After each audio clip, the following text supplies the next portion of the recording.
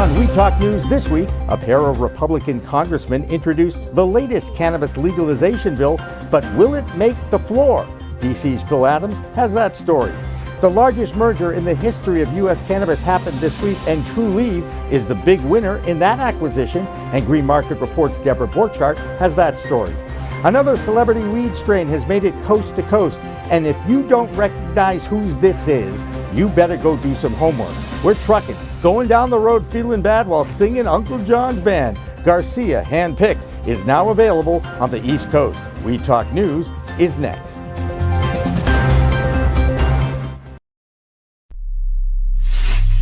We are Pro Cannabis Media.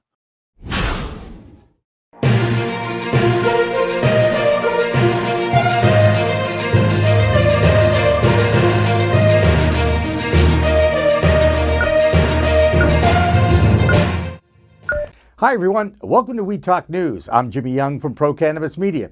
If you've been following the legalization movement at the federal level, you know that only 35% of Republicans support the movement. So when two Republican reps decide this would be a good time to introduce the Common Sense Cannabis Reform for Veterans, Small Businesses, and Medical Professionals Act, you have to be encouraged.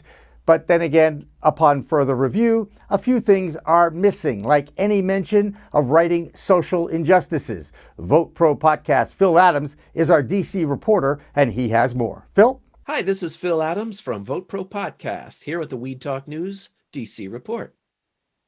Two Republican congressmen have introduced their version of cannabis legal reform to the House.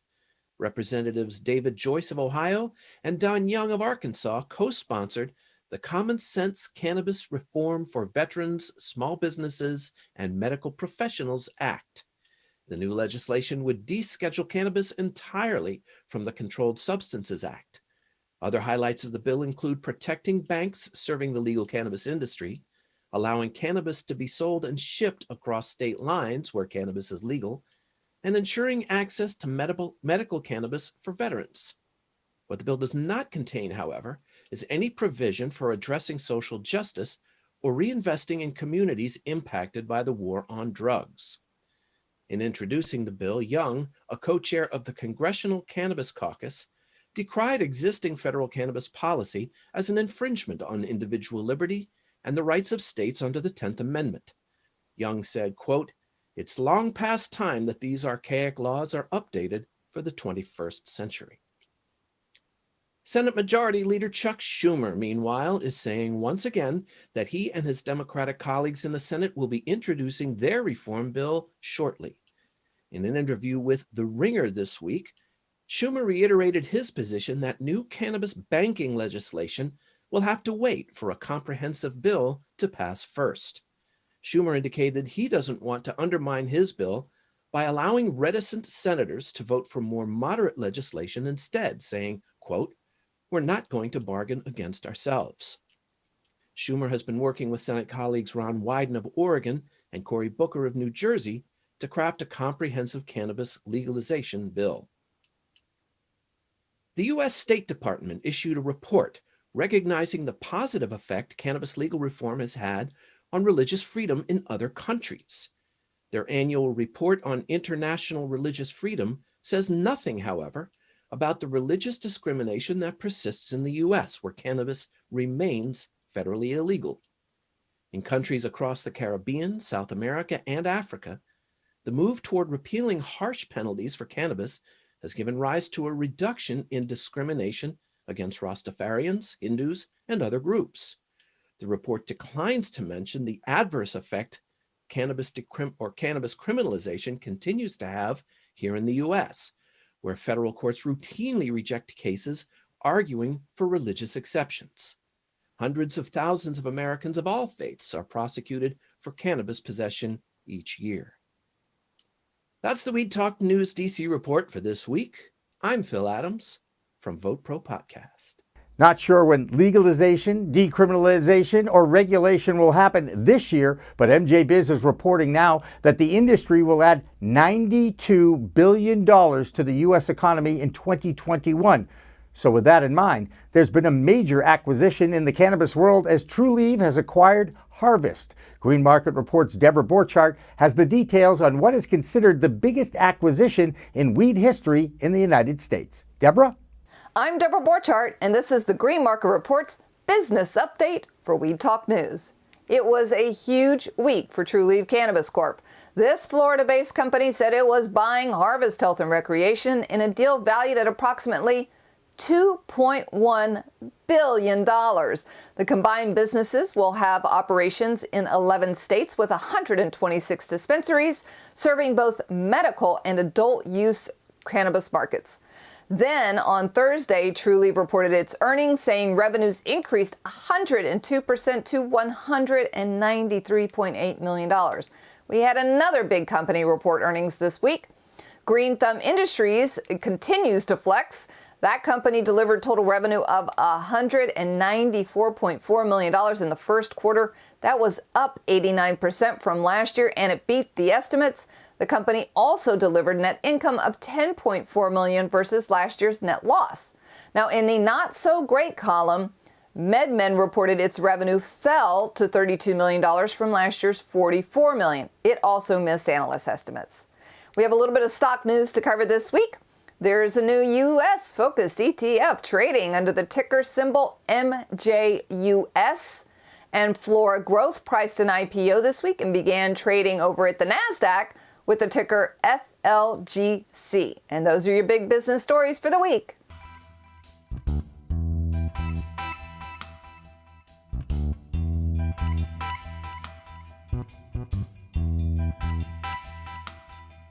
Deborah Borchardt will be joining David Rabinovitz and myself on Green Rush Live on Friday's Green Rush Live show after 4 p.m.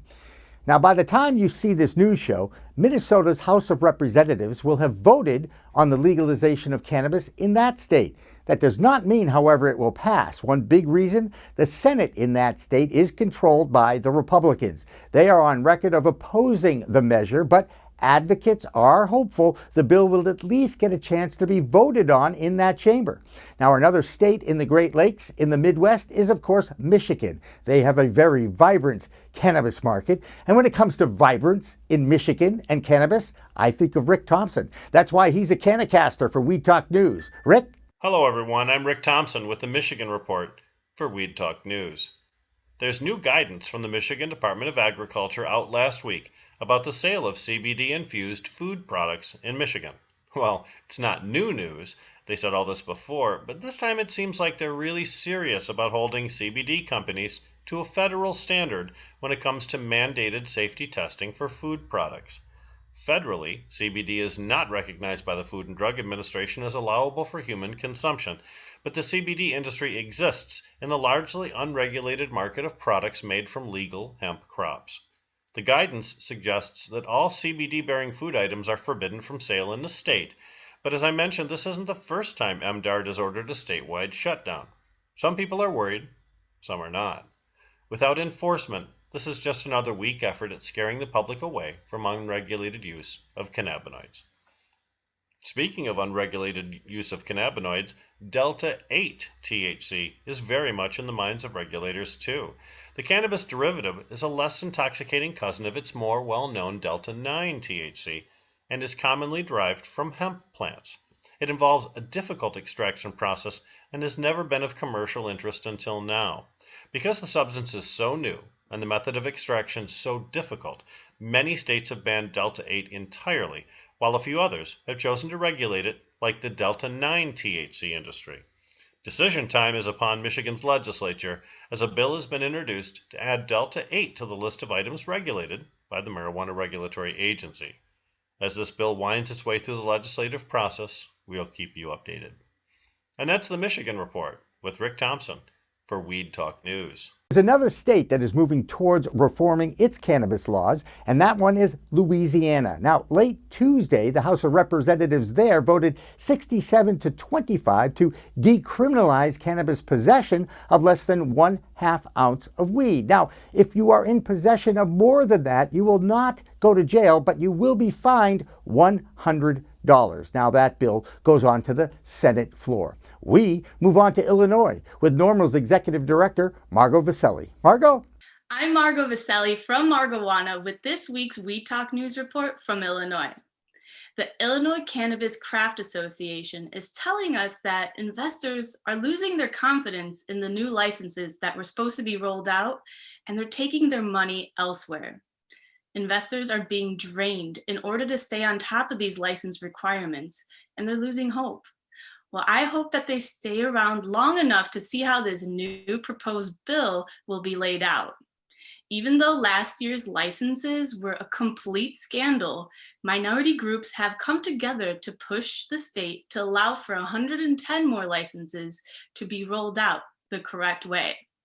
This will allow the original licenses to move forward and allow for an additional 110 licenses to be offered to social equity applicants with additional restrictions. It isn't perfect, but it's going to get us more licenses that we had originally offered last year, and it'll get us more accessibility sooner to the market, shared Representative LaShawn Ford. That's the Illinois Report. I'm Margot Vaselli from We Talk News. For many years, the substance abuse community in the United States has studied cannabis use, looking for reasons to justify its stringent control as a Schedule I drug, and whether or not it really is an addictive substance or not. Over 30,000 studies have been done over the past few decades, and they're still looking for that answer. Now, the head of the National Institute for Drug Abuse, Nora Volkow, penned an essay that the federal government should consider decriminalization.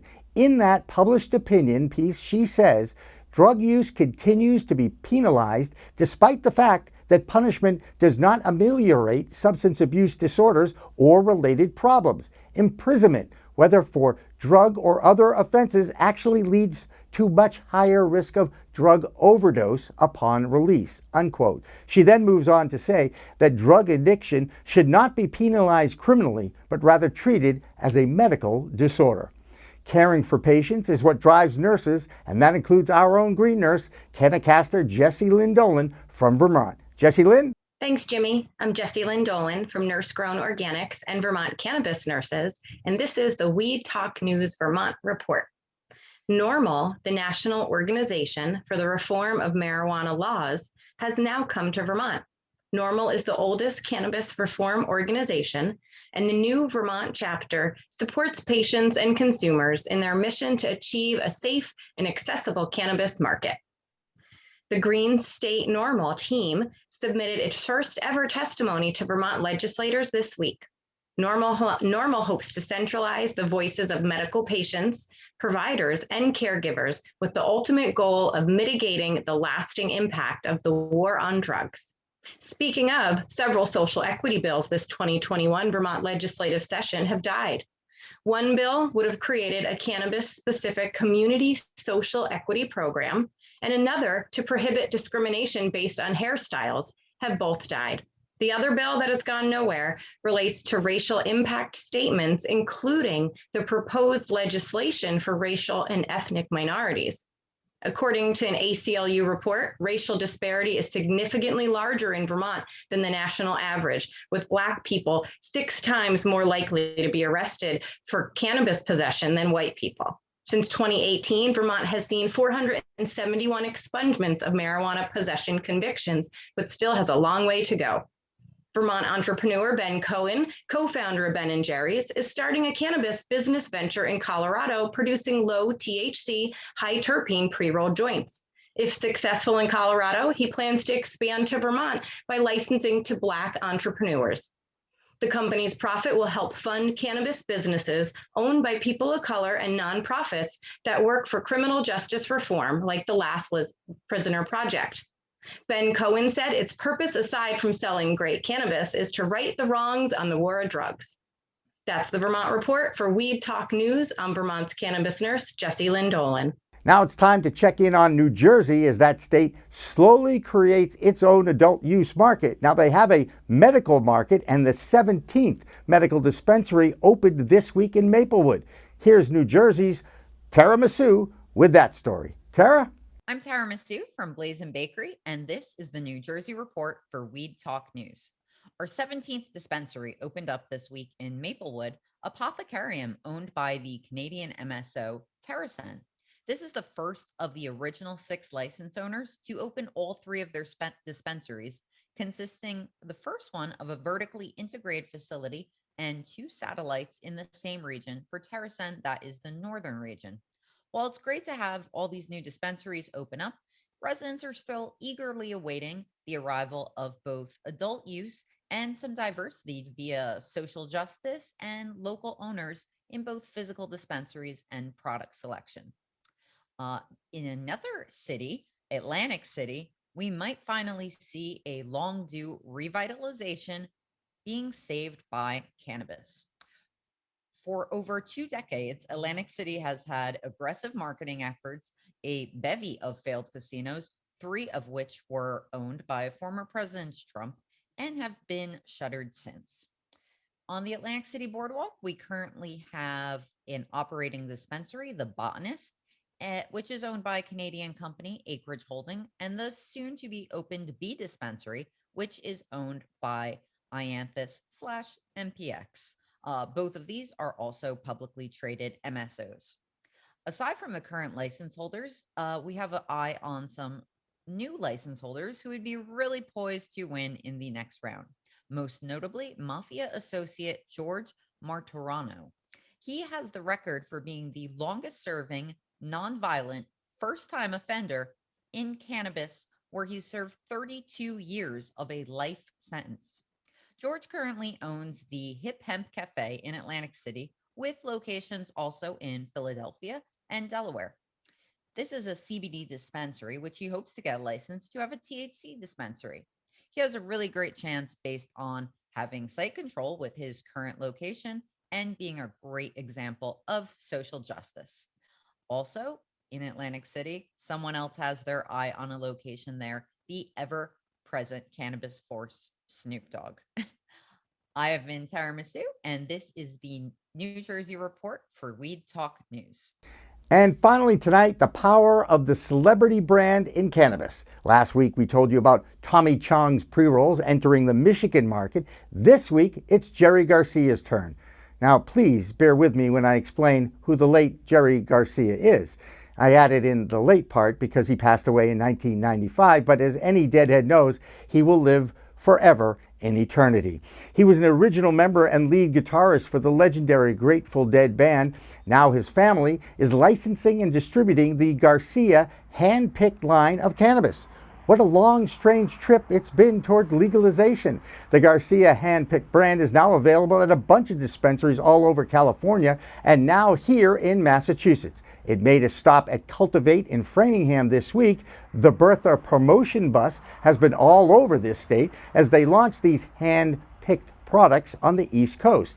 Now, we aren't sharing any of the music that was playing in the background since we don't want to violate any copyright laws. However, I could sing a few bars of one of Jerry's favorite songs, Uncle John's Band, but I won't. That'll do it for this week's Weed Talk News. I'm Jimmy Young. Remember, it's a whole new world of weed out there. Use it responsibly. Weed Talk and In the Weeds are 2 productions of Pro Cannabis Media supported by Revolutionary Clinics, one of the top medical cannabis dispensaries in the Massachusetts area, now with 3 locations in Greater Boston, 2 in Cambridge and 1 on Broadway in Somerville. Rev Clinics has a patient-first mission. They will customize your needs as a medical patient with the proper titration and combination of strains, flavors, and products. Rev Clinics, where the patient comes first.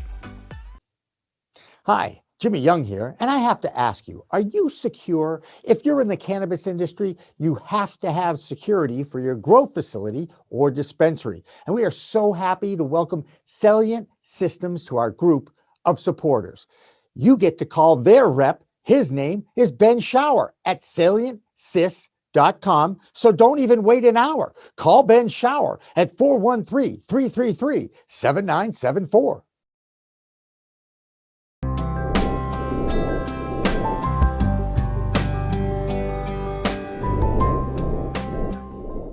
Pro Cannabis Media programming is available live and on demand on our Facebook page at Pro Canna Media, on Instagram at Pro Cannabis Media, on LinkedIn also at Pro Cannabis Media, on YouTube and YouTube Live on @ProCannabis Media, Twitter @ProCannamedia, and on twitch.tv/ProCannabis Media. So like, share, and subscribe to all of our content, newsletters, and shows live or on demand.